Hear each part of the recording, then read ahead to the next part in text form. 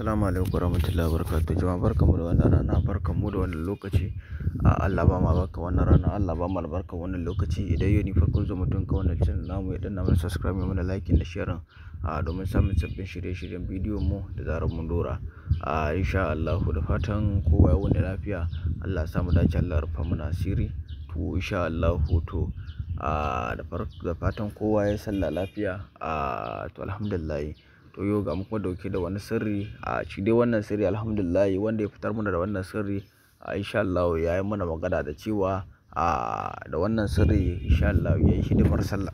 Insha Allah da wannan sirri ya yi hidimar sallansa da shanu da sai da wato raguna da sai insha Allah barka wannan sirri ne. Alhamdulillah to shine turo mun shi wato domin mutum ya amfana insha Allah ka wannan sirri. Kuma alhamdulillah wannan mutumin wato yarje ne, kuma alhamdulillah sirrin mai rai ne. Ina da irin makamancin shi alhamdulillah. To shi yasa na ce to bari in fitar da jama'a kuma insha Allah jama'a kuma su amfana ga wannan sirrin domin shi abu ne kyawun shi duka kenan.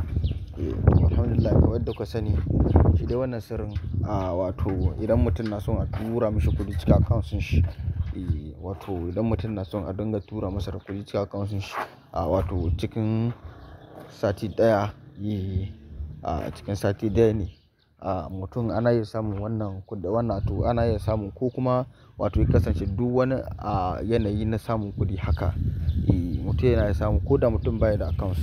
Mutum yana aiwatar da wannan aikin kamar misalin wato mutum kana da account ne, ana samun wannan kogi, kasar kogi wato kasar rafi kenan ko ma wani ne. To sai mutum zai baza wannan kasan a ɗaki ko a kuta shi ba masala. To idan mutum zai baza wannan kasan, to wannan tulare wato centimeter, to sai mutum ya hada wannan tularin da wato tularen moni, wato sai ya hada cakuda. Idan mutum ya cakuda to insha Allah to sai ya buga wannan katimin. Idan ya buga wannan katimin to alhamdulillah sai ya zauna yana jan wato inna ma amru iza arada shay'an yaqulu kun fayakun. To yana da kyau mutum ya yi miftahul amal tukuna. Idan mutum ya gama to sai ya zauna yana wannan lazimi inna ma amru ana jan shi ne dari.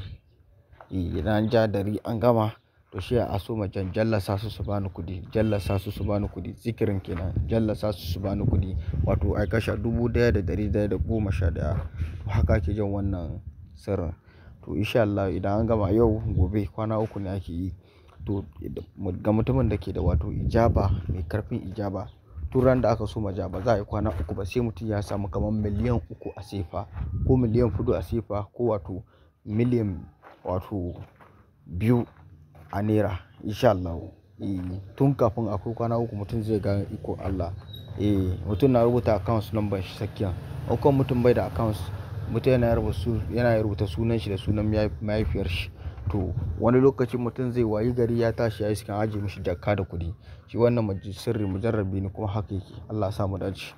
Ga mai neman karin bayani tuntuba kan wannan lambar waya ta mu ko yana samun ta WhatsApp. Insha Allah wannan sirri mujarrabi ne. Assalamu alaikum warahmatullahi ta'ala wabarakatuh.